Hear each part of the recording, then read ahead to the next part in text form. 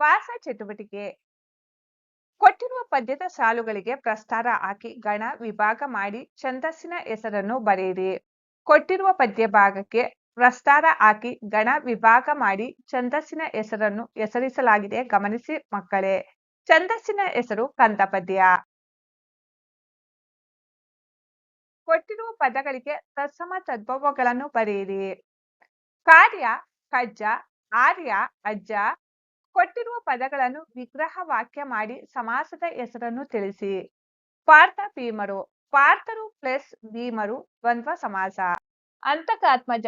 ಅಂತಕನ ಆತ್ಮಜನಾದವನು ಯಾರೋ ಅವನೇ ಅಂತಕಾತ್ಮಜ. ಬಹುವೀರಿ ಸಮಾಸ. ದೀನಪಸುತ.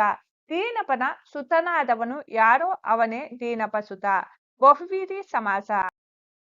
ಚಟುವಟಿಕೆ. ಈ ಕೆಳಗಿನ ಪದ್ಯ ಭಾಗವನ್ನು ಪೂರ್ತಿ ಮಾಡಿ ಕಂಠಪಾಠ ಮಾಡಿರಿ. ಪದ್ಯಭಾಗ.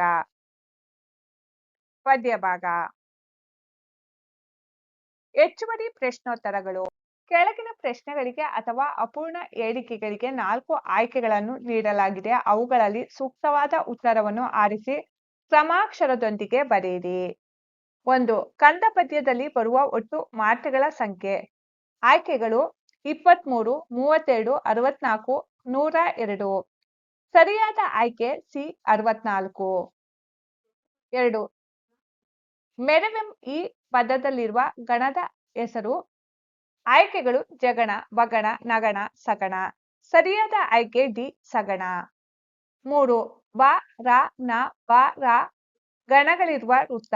ಆಯ್ಕೆಗಳು ಚಂಪಕ, ಉತ್ಪಲ, ಮತ್ತೆದ, ಸ್ಪರ್ಧರ. ಸರಿಯಾದ ಆಯ್ಕೆ ಬಿ ಉತ್ಪಲ. 4. ಸಾಮ್ರಾಜ್ಯ ಪದದಲ್ಲಿ ಕಂಡುಬರುವ ಅಕ್ಷರಗಣ. ಆಯ್ಕೆಗಳು ಮಗಣ, ತಗಣ, ನಗಣ, ಸಗಣ. ಸರಿಯಾದ ಆಯ್ಕೆ ಬಿ ತಗಣ. 5.